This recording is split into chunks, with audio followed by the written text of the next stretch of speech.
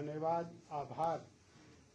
आपने अपना बहुमूल्य समय हमारी वार्ता के लिए दिया और हम भारतीय जनता पार्टी हिमाचल प्रदेश की ओर से आपके सदैव कृतज्ञ हैं, धन्यवादी हैं।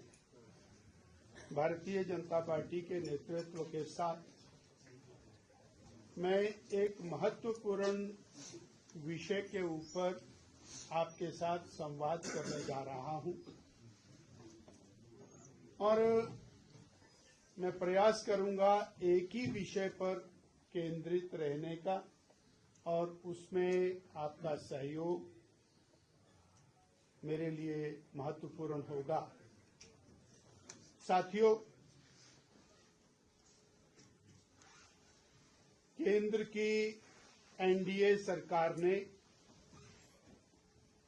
श्रद्धेय नरेंद्र भाई मोदी जी के नेतृत्व में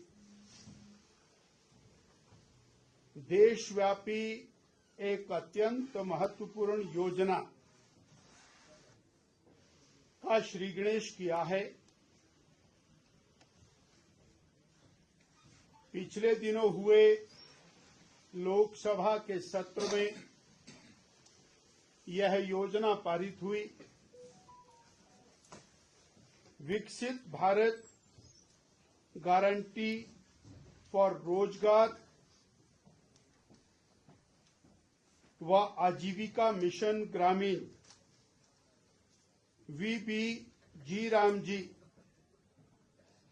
विधेयक 2025। यह योजना ग्रामीण क्षेत्रों में रोजगार के सृजन के लिए अत्यंत महत्वपूर्ण योजना है और आज के भारत के दृष्टिगत इस योजना का सृजन किया गया है।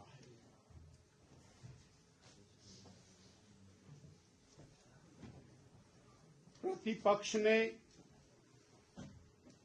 अपनी दृष्टि से अनेक सवालात उठाए हैं। मैं VBG रामजी योजना के बारे में कुछ विषय आपके सामने रखना चाहता हूं। भारत की आजादी से लेकर आज तक समय समय पर जो भी सरकारें सत्ता में आई, उन्होंने उस समय के अनुकूल सरकारों की क्षमताओं के अनुकूल कुछ योजनाओं का सृजन किया। आजादी से पहले इंग्लिश पीरियड में भी कुछ ग्रामीण रोजगार की दृष्टि से योजनाएं बनी थी, परंतु जो महत्वाकांक्षी योजनाएं आजादी के बाद बनी, उसमें rural man power programme RMP 1960-61 में बना। उसके बाद crash scheme for rural employment CSRE 1971 में बना। उसके बाद national rural employment programme NREP ये 1980 में बना। जवाहर रोजगार योजना JRY 1989 में बनी। एम्प्लॉयमेंट इंश्योरेंस स्कीम EAS 1993 में बनी। उसके बाद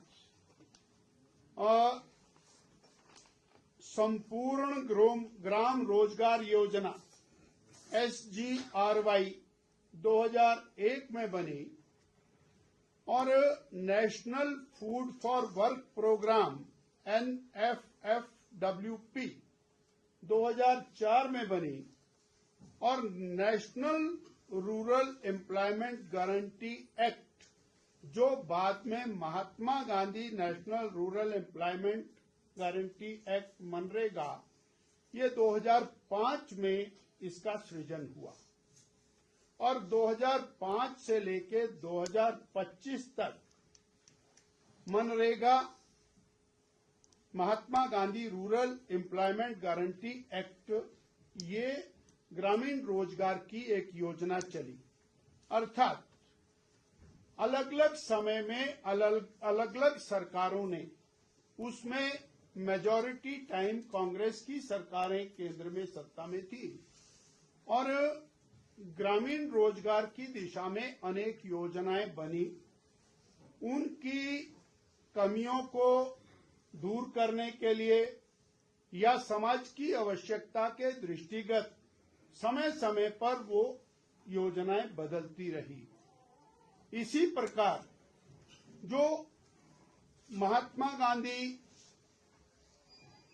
रूरल एम्प्लॉयमेंट गारंटी एक्ट 2005 से 25 तक चला, उसको भी आज की आवश्यकता के अनुसार और परिवर्तित करते हुए नई योजना, जिसको और वीबीजी रामजी यानी विकसित भारत गारंटी फॉर रोजगार एंड आजीविका मिशन ग्रामीण, ये एक्ट, इसका सृजन हुआ।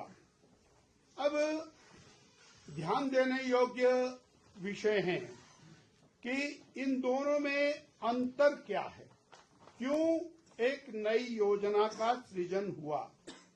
अब ये क्यों हुआ, इसके ऊपर हमें जरूर तवज्जो देने की आवश्यकता है और अगर हम उसके दृष्टिगत ध्यान देंगे तो कुछ विषय हमारे सामने आएंगे कि इसमें और नई योजना में क्या अंतर है।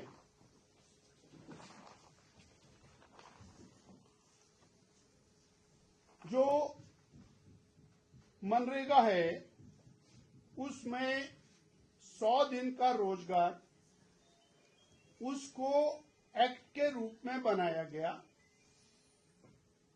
परंतु रोजगार के बारे में तो चिंता की, रोजगार का इम्पैक्ट विकास के साथ नहीं जोड़ा गया।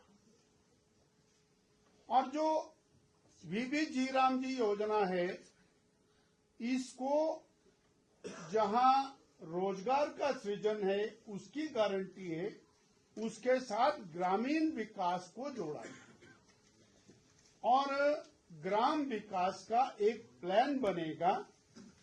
वो प्लान ब्लॉक डिस्ट्रिक्ट लेवल पर जाएगा और पीएम गति शक्ति, मैं इसको रिपीट कर रहा हूं, टेक्नोलॉजी के साथ जुड़ते हुए ये पीएम गति शक्ति के साथ उस गांव का जो विकास का प्लान है वो जुड़ेगा और उस प्लान को एग्जीक्यूट करने के लिए ये रोजगार का सृजन होगा। यानी विकसित भारत वीबी, विकसित भारत 2047 में हम देखना चाहते हैं, उस दिशा के अंदर ग्रामीण विकास की यह मूलभूत आवश्यकता के दृष्टिगत इसका सृजन किया है, ग्रामीण विकास के साथ इसको जोड़ करके सृजित किया है। दूसरा इसका महत्वपूर्ण पहलू है कि जो मनरेगा है उसमें 100 डेज गारंटी दी गई है और जो वीबीजी रामजी योजना है इसमें 125 दिन की गारंटी का सृजन किया गया है। अब मैं एक विषय आपके ध्यान में लाऊंगा और उसकी तरफ तवज्जो हम जरूर देंगे कि जो इम्प्लीमेंटेशन मनरेगा का हुआ उसमें 100 दिन का प्रति व्यक्ति सृजन रोजगार का होना चाहिए था, परंतु मैक्सिमम 50.4 डेज का सृजन हुआ, इससे ऊपर का सृजन नहीं हुआ और ये डिमांड ड्रिवन स्कीम रही। तो डिमांड ड्रिवन स्कीम होने के कारण जितना रोजगार सृजन होना चाहिए था उतना रोजगार सृजन नहीं हुआ।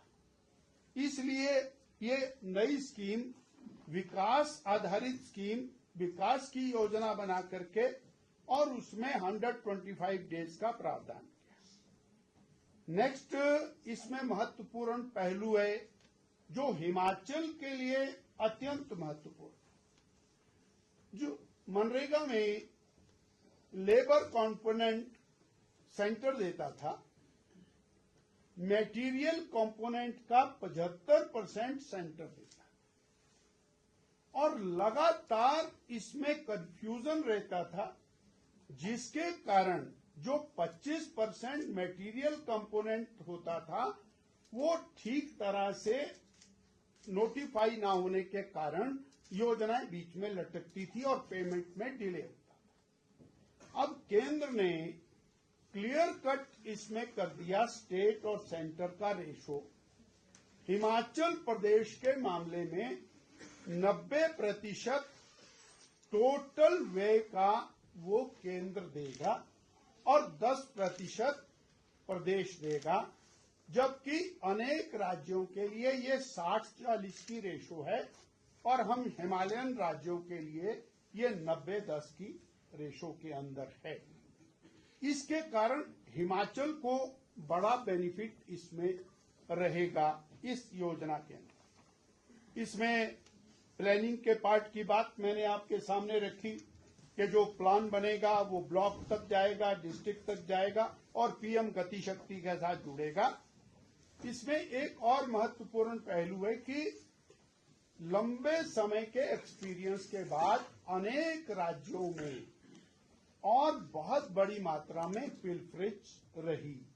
रोजगार सृजन के नाम पर और मशीनें लगा करके काम हुआ, उसकी एनफोर्समेंट ठीक से नहीं हुई, तो इसको डिजिटल एनफोर्समेंट करने का प्लान इसके साथ जुड़ा हुआ है नई योजना के साथ, और ये 6 मंथ इसकी मॉनिटरिंग है।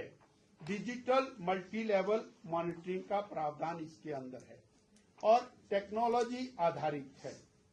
अब पहले जो मनरेगा थी उसमें 26 प्रकार की ग्रामीण एक्टिविटीज का समावेश था, तो बहुत सारी मल्टी लेवल एक्टिविटीज थी और उसके कारण ग्रामीण विकास में उसका योगदान उतना नहीं हो रहा था जितना होना चाहिए।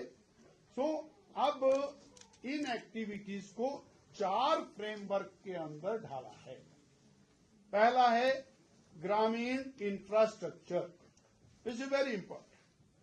दूसरा है वाटर कंजर्वेशन, जल संरक्षण, जल संवर्धन, ये दूसरा महत्वपूर्ण विषय है।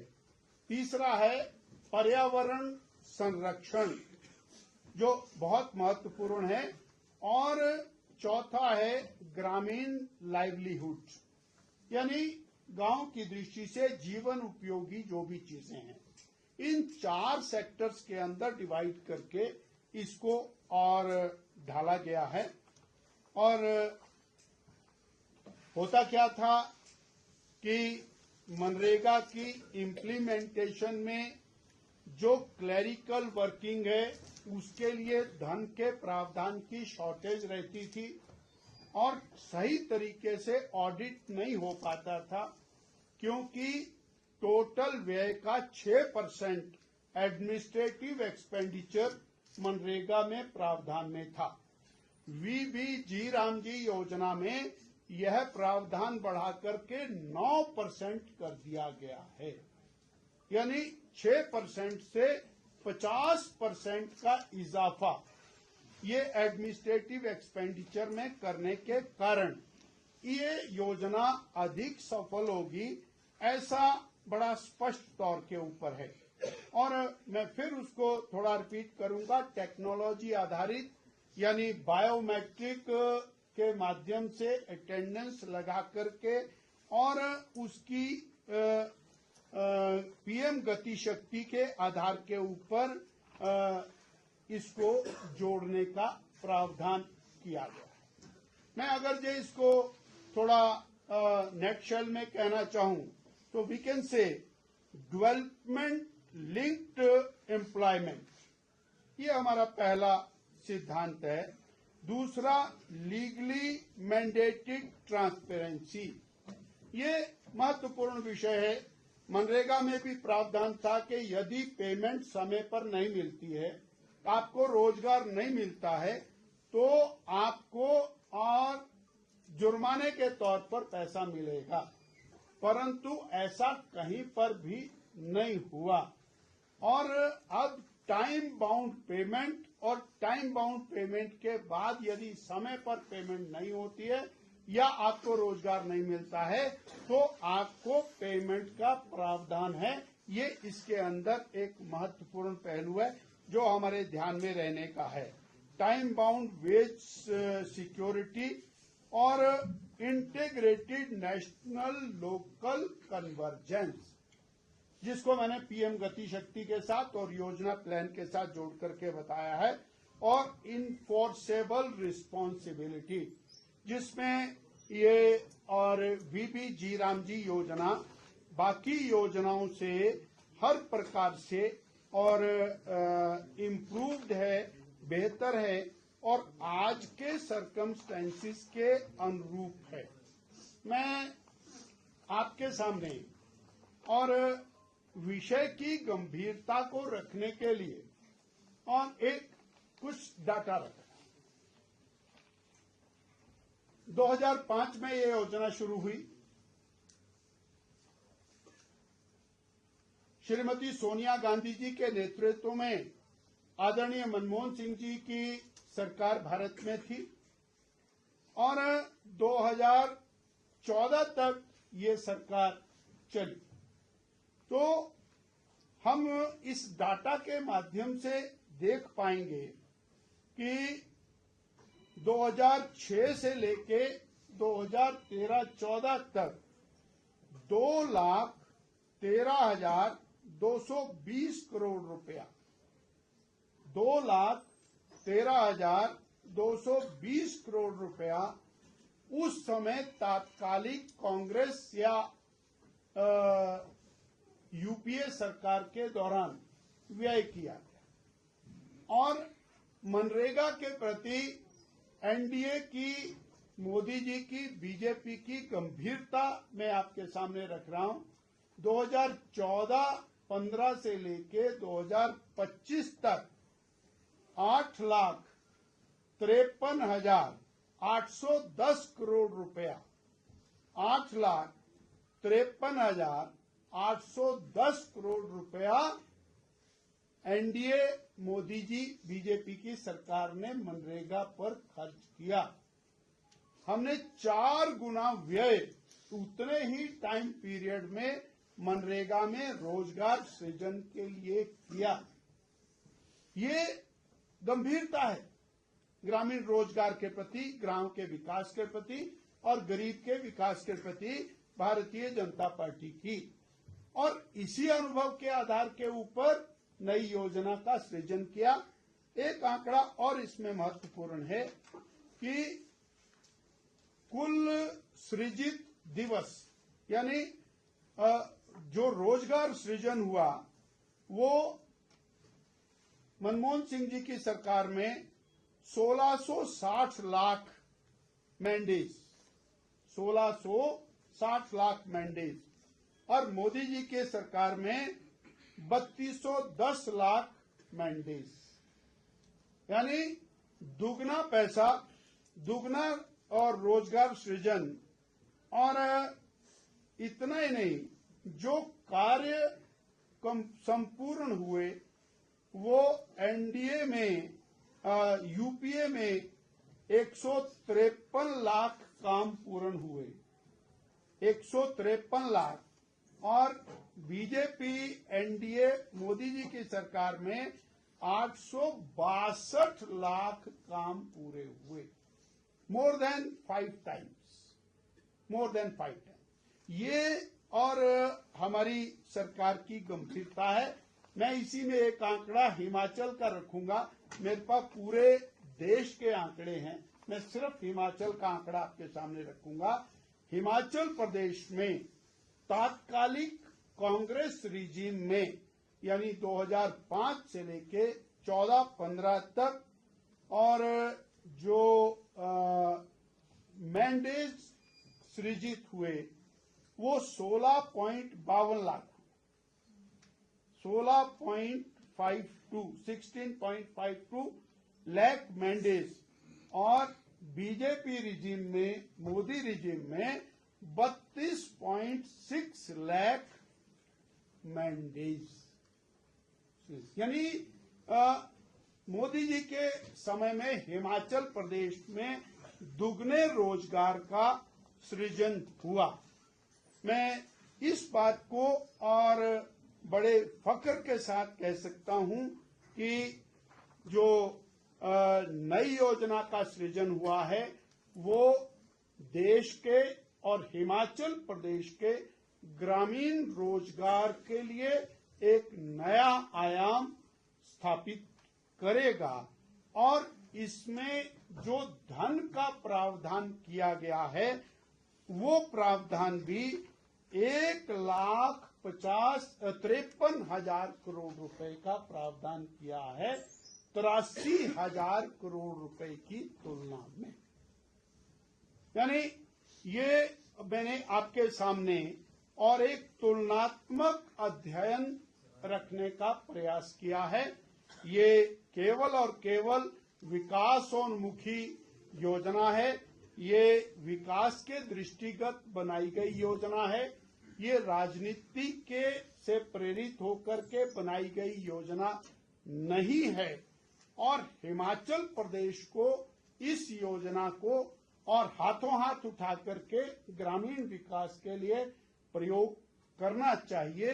इतनी बात मुझे आपके सामने रखनी थी और मैं आपका धन्यवादी हूं। आपने मेरी बात को नोट किया और इसी से संबंधित कोई प्रश्न होगा तो मैं आपसे प्रार्थना करूंगा कि इस विषय पर हम केंद्रित करना चाहते हैं तो इसको कृपया।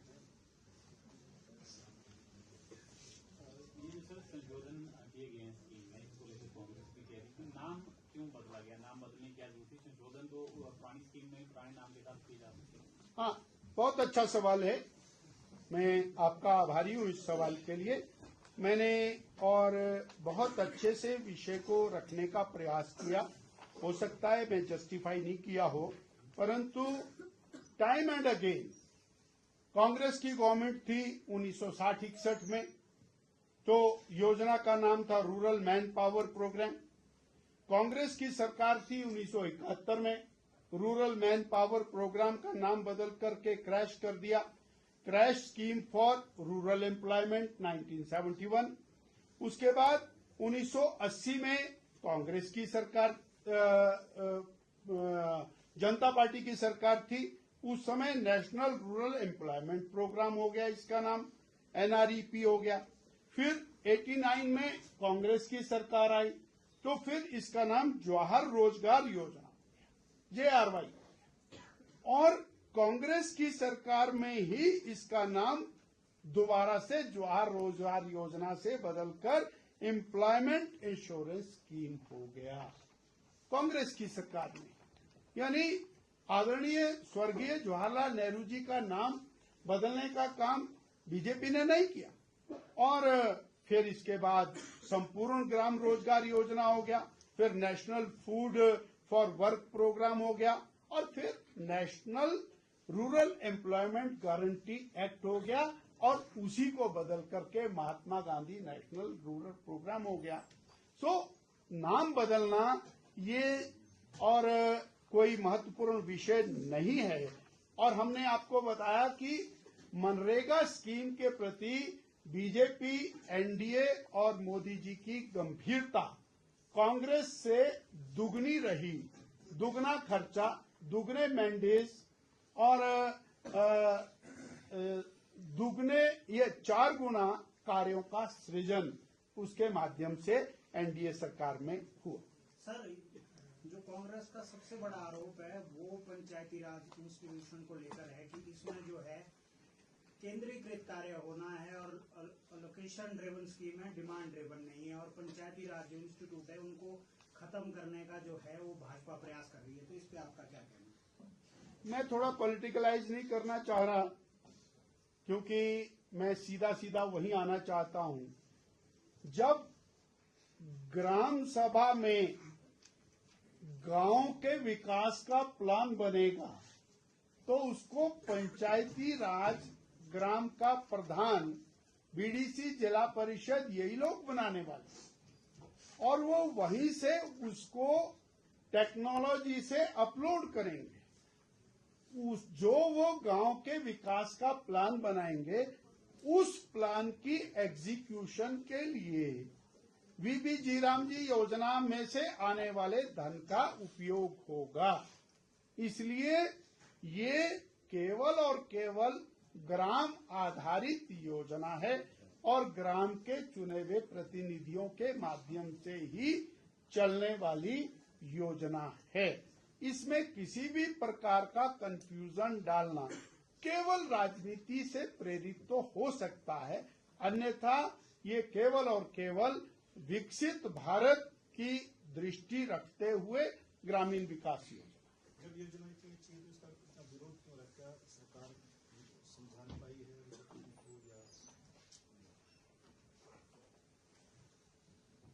फिर मैं वही कहूंगा कि मैं इस पर राजनीति नहीं करना चाह रहा, परंतु विरोध करने के लिए कोई बहाना चाहिए।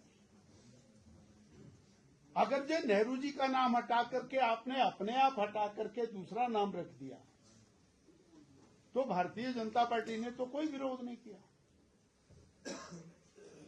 जो केंद्र में बैठी सरकार है वो योजनाएं बनाती है, हजारों योजनाएं नेहरू जी के नाम से, राजीव जी के नाम से, इंदिरा जी के नाम से और गांधी जी के नाम से चलती हैं, चल रही है, अच्छी बात है, चल रही है।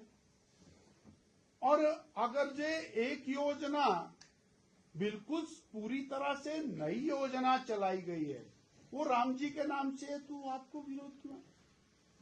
नहीं होना चाहिए।